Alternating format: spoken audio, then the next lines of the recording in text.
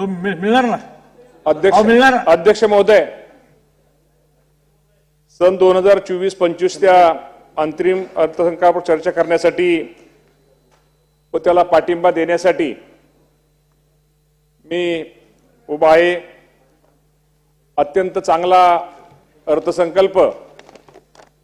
या राज्याचे अर्थमंत्री आदरणीय अजितदादा पवार साहेब,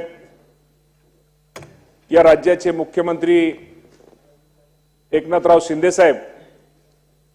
दुसरे उपमुख्यमंत्री देवेंद्र फडणवीस साहेब, या सर्वांच्या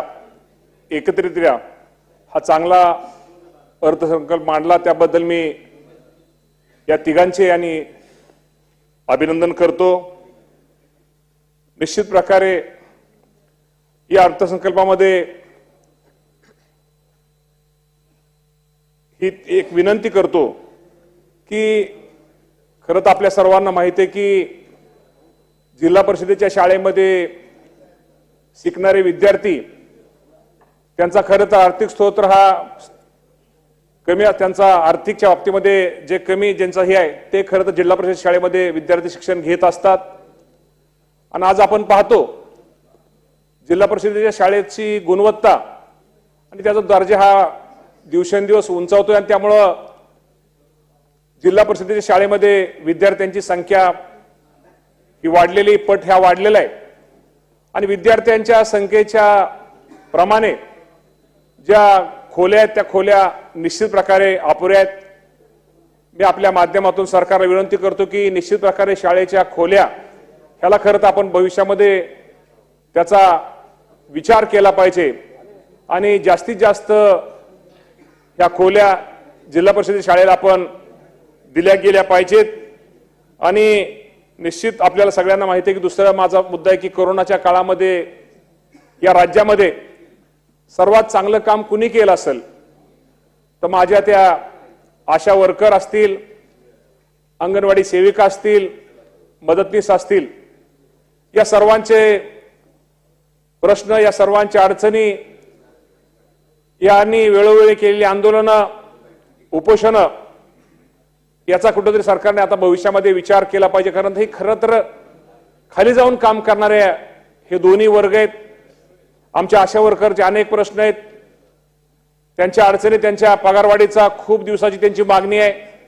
त्या बाबतीमध्ये सरकारने निश्चित प्रकारे त्या बाबतीत थोडा विचार केला पाहिजे। आमच्या अंगणवाडी सेविका मदतनीस अजूनही प्रश्न आहेत, सरकारने मध्ये चांगला निर्णय घेतलेला आहे, अजूनही त्यांचे प्रश्न आहेत, ते प्रश्न निश्चित प्रकारे सोडवले पाहिजेत आणि या आमच्या महिला भगिनींना निश्चित प्रकारे न्याय हा दिला पाहिजे। या अर्थसंकल्पामध्ये मी निश्चित प्रकारे शासनाचं अभिनंदन करतो। खरं तर आपल्या सर्वांना माहिती असावी की छत्रपती शिवाजी महाराज यांचे आजोबा वीरश्री मालोजीराजे भोसले हे 400 वर्षापूर्वी त्यांचं इंदापूरमध्ये वास्तव्य होतं आणि तिथल्या नागरिकांची खूप दिवसाची मागणी होती की तिथं जो मालोजीराजांचं जी गडी आहे त्या गडीचं संवर्धन झाले पाहिजे आणि त्याच्या शेजारीच चांदशाहवाली बाबांचा जो दर्गा आहे त्याचं पण निश्चित प्रकारे त्याला पण तिथं आपण निधी दिला पाहिजे ही मागणी होती आणि ती मागणी ही अधिवेशनामध्ये सरकारने घेतली आणि यासाठी 37,25,00,000 रुपये मंजूर केले, त्याबद्दल मी सरकारचं निश्चित प्रकारे मी अभिनंदन करतो। आणि खरं तर आजच्या राज्यकर्त्यांनी, अध्यक्ष महोदय, आजच्या राज्यकर्त्यांनी एक लक्षात ठेवलं पाहिजे की 400 वर्षापूर्वी हिंदू आणि मुस्लिम हे एक, ह्याचं ऐक्याचं जर प्रतीक आपल्या सगळ्यांना बच्चूभाऊ बघायचं असलं तर इंदापूर शहरामध्ये बघावं की तिथंच मालोजीराजांची गडी आणि तिथंच बाबांचा दर्गा, की जेणेकरून हिंदू आणि मुस्लिम आम्ही एक आहोत, शेवटी आमच्या सगळ्यांचं रक्त हे लालच आहे, हे संदेश देणारा तो इंदापूरचा परिसर निश्चित प्रकारे इथल्या सभागृहातल्या नेत्यांनी जर पाहिला, आज जे कुठेतरी जातीपातीमध्ये धर्मधर्माचे भेदभाव होतात त्याचा निश्चित प्रकारे कुठेतरी त्या बाबतीमध्ये एक वेगळा, पाटील साहेब त्याचा एक वेगळा विचार, एक वेगळा संदेश तिथं इंदापूरकरांनी आपल्याला दिलेला आहे। त्यामुळे निश्चित प्रकारे त्या दर्ग्यासाठी, आमच्या बाबाच्या दर्ग्यासाठी आणि वीरश्री मालोजीराजांच्या गडीच्या संवर्धनासाठी जे शासनाने 37 कोटी रुपये 25 लाख रुपये मंजूर केले त्याबद्दल मी शासनाचं निश्चित प्रकारे अभिनंदन करतो। अध्यक्ष महोदय, माझा दुसरा विषय, माझा इंदापूर तालुका आहे, उजनी धरणाचा मोठा परिसर आहे आणि या धरणामध्ये जे शेजारचा आमचा सोलापूर जिल्हा किंवा करमाळा तालुका आहे आणि जर आम्हाला शेजारी करमाळा तालुका आम्हाला दळणवळणाच्या दृष्टिकोनातून बाकीच्या दृष्टिकोनातून तिकडे जावं लागतं, परंतु ते अंतर साधारणतः 50 ते 80 किलोमीटर अंतर आम्हाला पार करावं लागतं। आमच्या इंदापूर वासियांची, आमच्या उजनीतल्या असलेल्या गावातल्या शेतकऱ्यांची किंवा ग्रामस्थांची खूप दिवसाची मागणी आहे, तिथं खूप मोठा पूल हा झाला पाहिजे की जेणेकरून दळणवळणाची साधनं हे दोन्ही पुणे आणि सोलापूर आणि करमाळा आणि इंदापूर दोन्ही तालुके एकामेकाला जोडली जातील। जी मागणी, पुलाची जी मागणी, शिरसोडी कुगाव जी पुलाची मागणी, त्याच्या बाबतीमध्ये सरकारने दखल घ्यावी आणि ताबडतोब त्याला येणाऱ्या बजेटमध्ये ताबडतोब त्या पुलाला पैसे हे मंजूर निश्चित प्रकारे करावे, ही आपल्या माध्यमातून मी सरकारला विनंती करतो। त्याचप्रमाणे आमचा इंदापूर तालुका हा पाण्याच्या बाबतीमध्ये आम्हाला खडकवासला निरा डाव्याच्या माध्यमातून, भाटघर धरणाच्या माध्यमातून आम्हाला पाणी खाली येतं। खरं तर आमचा टेलचा तालुका आहे आणि टेलचा तालुका असल्यामुळे आपल्या सगळ्यांना माहित आहे पुणे शहर दिवसेंदिवस वाढते, शेवटी पिण्याच्या पाण्याला प्राधान्य हे द्यावं लागतं। त्याप्रमाणे पिण्याला पाण्याची मागणी वाढल्यामुळं आम्हाला त्याचा फटका टेलचा असल्यामुळे आमच्या इंदापूर तालुक्याला बसतो। त्या बाबतीमध्ये सरकारने कुठेतरी आता एक वेगळा विचार करून आमच्या इंदापूर तालुक्याच्या पाण्याच्या बाबतीमध्ये, शेतकऱ्यांच्या पाण्याच्या बाबतीमध्ये एक व्यवस्था निश्चित प्रकारे केली गेली पाहिजे। खडकवासल्याचं जे धरण आहे ते इंदापूर, दौंड, हवेली तालुक्यातून त्याचा शेतीला पाणी पुरवठा आणि औद्योगिक किंवा पिण्याच्या पाण्याच्या योजनेला पाणी पुरवठा केला जातो। मला आपल्या माध्यमातून निश्चित प्रकारे सरकारला एकच सांगायचंय की आता दिवसेंदिवस पाणी आम्हाला कमी पडतंय। आपल्याला सगळ्यांना माहिती आहे की जी टाटा पॉवर कंपनी, जे मुळशी धरण आहे तिथं टाटा पॉवर कंपनी वीज निर्मिती करते, त्यांना एक वेगळा काहीतरी स्तोत्र, त्यांना वेगळं काहीतरी हे करून की जेणेकरून हे पाणी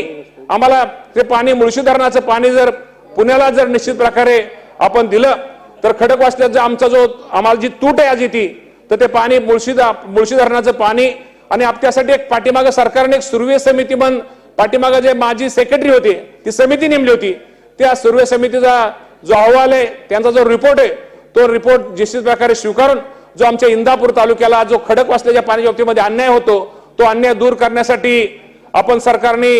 आपल्या प्रयत्न करावा, ही आपल्या माध्यमातून मी सरकारला विनंती करतो। दुसरा विषय राहिला की आपल्याला पाठीमागे माहिती आहे की मागच्या सरकारमध्ये असताना एक सरकार पाठीमागे पुण्याचं जे सांडपाणी आहे, आता पुणे दिवसेंदिवस पिण्याचं पाणी मागणी वाढलेली, त्यामुळे जे सांडपाण्यावरती एक 5 TMC ची योजना ही माझ्या इंदापूर तालुक्यातल्या ज्या टेलच्या शेतकऱ्यांसाठी केली होती, जी योजना रद्द केली होती, ती योजना लवकरात लवकर त्याचं पुनर्जीवन करून ती योजना निश्चित प्रकारे ती योजना चालू करावी, जेणेकरून माझ्या इंदापूर तालुक्याला त्याचा निश्चित जास्तीत जास्त फायदा हा होईल। दुसरं साहेब, अध्यक्ष महोदय, निरा देवधर जो धरण आहे, निरा देवधरचं आपल्या सगळ्यांना माहिती आहे की जे पाणी पाईपलाईनच्या माध्यमातून ते पाण्याचं वाटप केलं, त्यामुळे जे बचत राहणार आहे, शेवटी निरा देवधर हे आमचं पुणे जिल्ह्यामध्ये झालेलं धरण आहे, तिथं पुणे जिल्ह्यातल्या शेतकऱ्यांना तिथं त्यांची जमीन विस्तारित झाली, त्यामुळं निरा देवधरचं जे पाईपलाईनमधून पाणी केल्यामुळं, खालची सिस्टीम केल्यामुळं जे बचत राहणार, जे बचतीचं पाणी, त्या बचतीच्या पाण्यामध्ये राहणाऱ्या पाण्यामध्ये माझ्या जो निराडावा कॅनल आहे, त्या निराडावा कॅनलचा मध्ये तिथं त्याला पाण्याला जर दिलं, त्याचा निश्चित प्रकारे बारामती, इंदापूर, पुरंदर या 3 तालुक्याच्या शेतकऱ्याला निश्चित त्याचा फायदा हा बंधूंनो होणार आहे। आणि माझं तिसरा चौथा एक मुद्दा आहे, जे आपण पाहतो की कोकणातून काही पाणी वाहणारं पाणी हे समुद्रात जातं, मग समुद्रात झाल्यानंतर त्या पाण्याचा आपल्याला उपयोग होत नाही, तर ते पाणी उचलून पानशेत आणि भाटघर धरणामध्ये जर टाकलं तर त्याचाही निश्चित प्रकारे फायदा हा निश्चित प्रकारे भविष्यामध्ये त्याला होणार आहे। तर अध्यक्ष महोदय, मला आपल्याला दुसरी एक विनंती करायची, त्यामुळे आपण या बाबतीमध्ये, पाण्याच्या बाबतीमध्ये निश्चित प्रकारे आपल्या माध्यमातून सरकारने याची नोंद घ्यावी। आणि माझा दुसरा जो विषय की आपल्याला माहिती आहे की दवाखान्याच्या बाबतीमध्ये आपण पाहतो की ग्रामीण भागामध्ये जे दवाखाने आहेत त्यामध्ये डॉक्टरांची संख्या ही अपुरी, खरं तर दिवसेंदिवस मागणी लोकांची आहे घरी, आणि शेवटी सरकारी दवाखान्यामध्ये कोण पेशंट जातो, ज्याच्याकडे पैसे नाहीत, ज्याच्यावर तो गरीब आहे, तो माणूस त्या सरकारी दवाखान्यात जातो आणि तिथं जर डॉक्टर नसला तर त्याची खूप हेळसांड होते, त्याला खूप काही ठिकाणी काही वेळेस तुम्हाला मी सांगतो त्याला स्वतःला त्याचा प्राण गमावावा लागतो, तर डॉक्टरांची सुद्धा संख्या ही आपण निश्चित प्रकारे ही वाढली गेली पाहिजे. दुसरं सरकारचं मी अभिनंदन ह्यासाठी करतो की आपल्या सगळ्यांना माहिती आहे की महात्मा फुले जन आरोग्य योजनेच्या बाबतीमध्ये त्यांनी 5 लाख रुपये करण्याचा निर्णय घेतला. निश्चित त्याचा फायदा हा गोरगरीब माणसाला होणार आहे. त्यामुळं